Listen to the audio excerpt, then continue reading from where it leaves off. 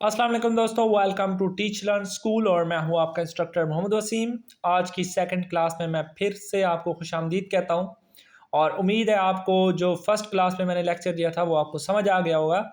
आज के इस लेक्चर में हमने देखना है HTML बेसिक एलिमेंट्स। अब ये HTML बेसिक एलिमेंट क्या होते हैं, हमने इसको किस तरह से देखना है, तो चलते हैं हम अपने कोड एडिटर और हमारा आउटपुट स्क्रीन। तो हमारी आउटपुट स्क्रीन के ऊपर हम आते हैं। ये हमारा जो क्लास 1 का काम था, इसको मैं यहाँ पे क्लोज कर देता हूँ एंड देन मैं यहाँ पे इसको एक न्यू फाइल जनरेट करता हूँ। आज की हमारी क्लास है class2.html and then hit enter. तो हमारी जो क्लास 2 है वो हमने यहाँ पे बना ली है। इसके अंदर हमने क्या काम करना है, इसके अंदर हमने काम करना है कि हेडिंग्स क्या होती हैं। तो सबसे पहले मैं जल्दी से अपना स्ट्रक्चर रेडी कर लेता हूँ। इसके अंदर एक और काम की बात मैं आपको बता दूं, जैसे ही आप ये वाला साइन यहाँ पे टाइप करेंगे तो ये क्या करेगा, आपको फुल फॉर्म में ये आपको स्ट्रक्चर बना के दे देगा। मैं इसको यहाँ पे इस तरह से कर देता हूँ। ये देखें, आपको एक स्ट्रक्चर कंप्लीट यहाँ पे आ गया है। ठीक है, अब मैं इसमें से ये वाली चीज़ हटा देता हूँ जो मेटा डाटा की मैं बात कर रहा था।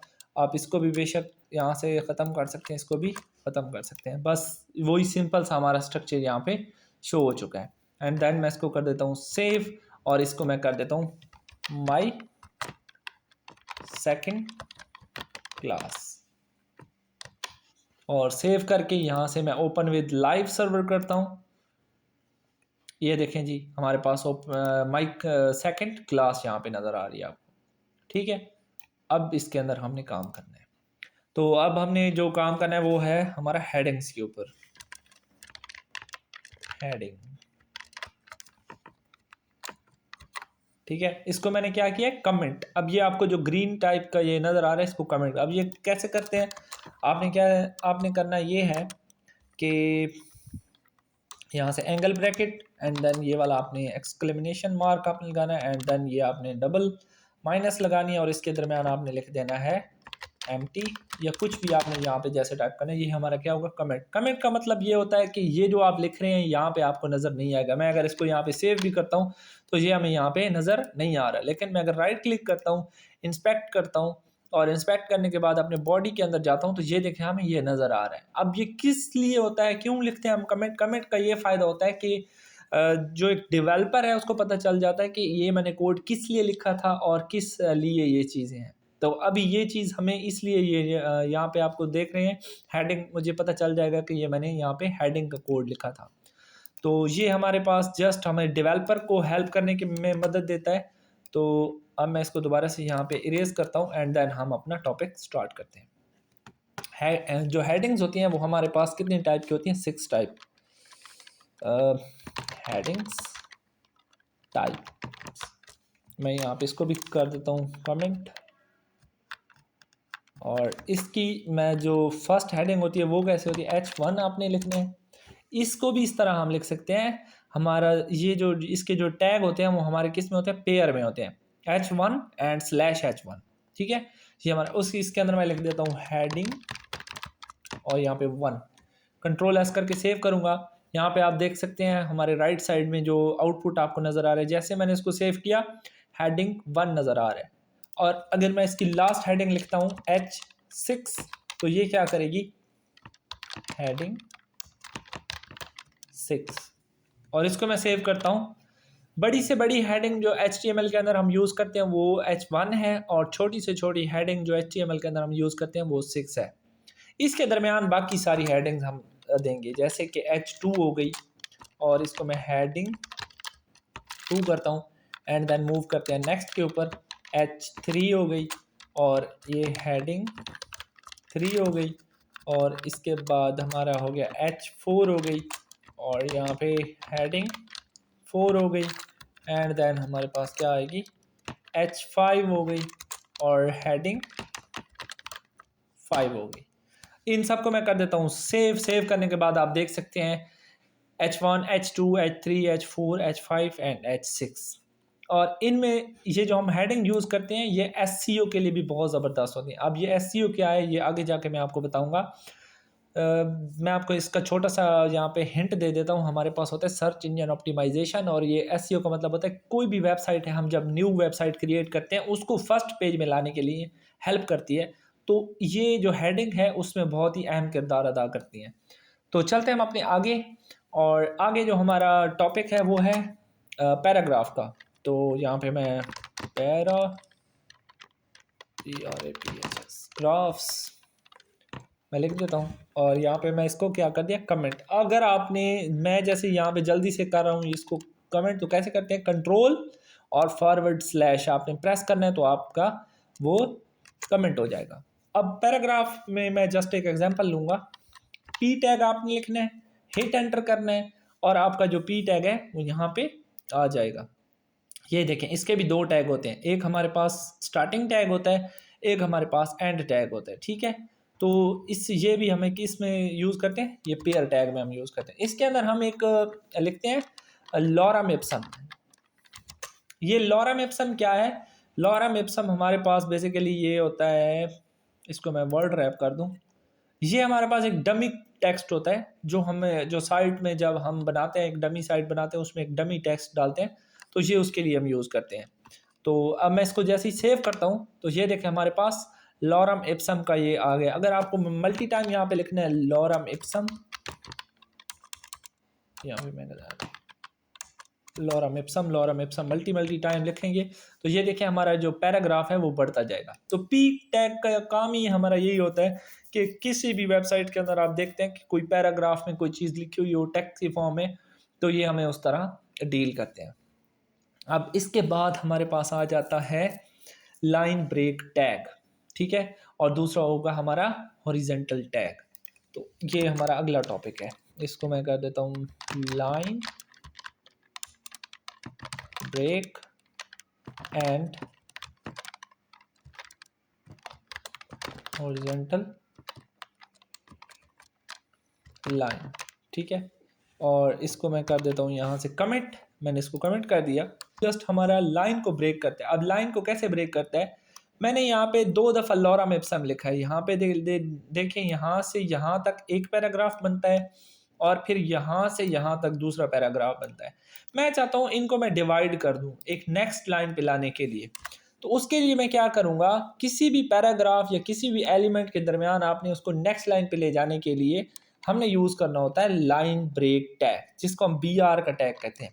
आपने टाइप करना है BR, या इस तरह आपने टाइप करना है angle bracket BR then angle bracket close, और आपने इसको सेव करना है। जैसे ही सेव किया, यहाँ से वो ब्रेक होके नेक्स्ट लाइन पे आ गया। अगर आपने 2 दफ़ा इसको लिखना है, इसको मैं कॉपी कर देता हूँ एंड देन यहाँ पे मैं पेस्ट करता हूँ एंड देन इसको सेव करता हूँ, तो ये देखें नेक्स्ट लाइन पे आ गया। अगर आपने इसको एक और दफ़ा यहाँ पे पेस्ट करना है और यहाँ पे सेव करना है, तो ये इसी तरह लाइंस को ब्रेक करता जाएगा। जैसे 1 2 3 टाइम इसको हमने ब्रेक किया है, तो BR का टैग हमने लगाया है। अगर आप चाहते हैं कि हम इसके दरमियान HR का टैग लगाएं, यानी कि हॉरिजेंटल लाइन का टैग लगाएं, उसके लिए हम क्या करेंगे, मैं चाहता हूँ हेडिंग्स को अलग कर दूं और जो पैराग्राफ है उसको अलग कर दूं, तो उसके दरमियान हम HR का टैग लगाएंगे। तो उसके लिए जस्ट आपने HR टाइप करना है, देन हिट एंटर करना है, तो HR हमारे पास आ जाएगा। और इसको मैं जैसे ही सेव करता हूँ तो आप देखें कि हमारे पास एक लाइन आपको नज़र आ रही होगी जिसने क्या किया, 2 पोर्शन बना दिए। एक हेडिंग्स का अलग उसने बना दिया और दूसरा हमारा जो ये है इसका जो पैराग्राफ है उसको उसने अलग कर दिया। तो ये हमारे पास कौन से टैग थे, एक लाइन ब्रेक टैग था और दूसरा हमारे पास कौन सा टैग था, हॉरिजेंटल लाइन, HR का tag.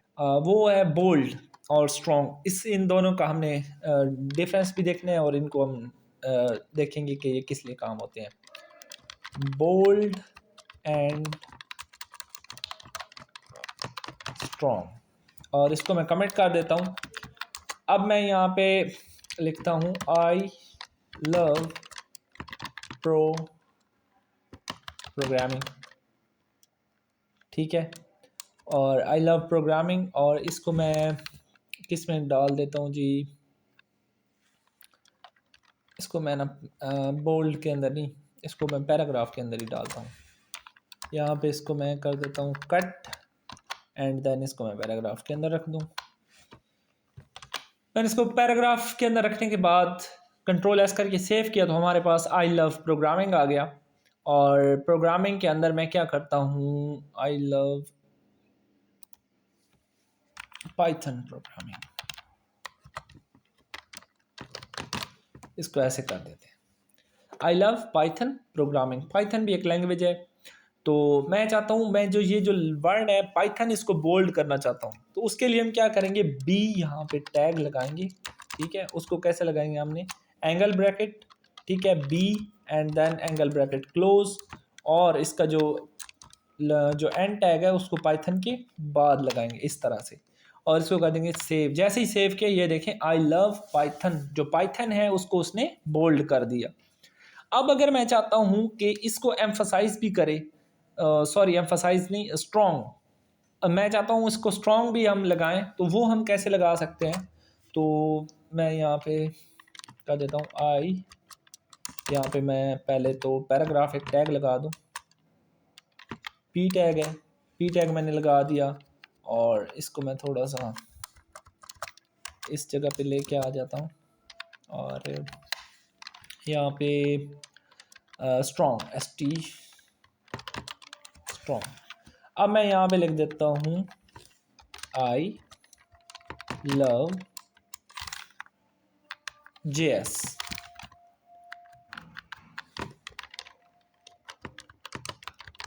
Programming, I love JS programming, JS mean JavaScript programming, and then इसको मैंने सेव किया, और ये क्या हुआ, ये देखिए हमारे पास आई लव JS प्रोग्रामिंग।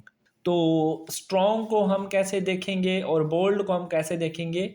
स्ट्रॉन्ग हमारा जस्ट एक जो होता है कि किसी ख़ास चीज़ को हमने बोल्ड करना हो, किसी पैराग्राफ के अंदर हम देख लेते हैं कि इस चीज़ को हमने बोल्ड करना है, हाईलाइट करवाना है, जैसे पाकिस्तान वर्ड है या कोई एक नाम है, उस चीज़ को हमने हाईलाइट करवाना होता है, तो उस हिसाब से हम इसको यूज़ करते हैं। अब स्ट्रॉन्ग कहाँ यूज़ होता है, स्ट्रॉन्ग बेसिकली हमारा होता तो बोल्ड की तरह ही है, लेकिन ये एसईओ के अंदर यूज़ होता है ज़्यादातर। इसको जब हम एसईओ करते हैं वेबसाइट की, तो वहाँ पर बोल्ड हम ज़्यादातर नहीं लिखते, वहाँ पे हम स्ट्रॉन्ग यूज़ करते हैं, ताकि उस वेबसाइट के अंदर जो टैग हमने दिया हो, जैसे जेएस का टैग है, तो जो जेएस का टेक्स्ट होगा वो एज आ एक टैग बन के या कीवर्ड बन के जो स्ट्रॉन्ग के अंदर वो हमारा रैंकिंग में पुश करेगा वेबसाइट को। तो इसलिए हम यहाँ पे स्ट्रॉन्ग को यूज़ करते हैं, जो आगे हम वेबसाइट्स बनाएंगे। तो अब आपने इसको देख लिया, दोनों को काम यही है कि उस चीज़ को बोल्ड या उसको वो करना, मतलब दोनों को। लेकिन इसका जो हमने बेसिक देखा है, जो मेन इसका हमने रीज़न देखा है, वो ये है कि जो स्ट्रॉन्ग है वो हमारा एसईओ में काम आता है। इसके बाद हमारे पास आ जाता है इटैलिक एंड एम्फसाइज। इटैलिक का काम क्या होता है, इटैलिक एंड EMPHASIZED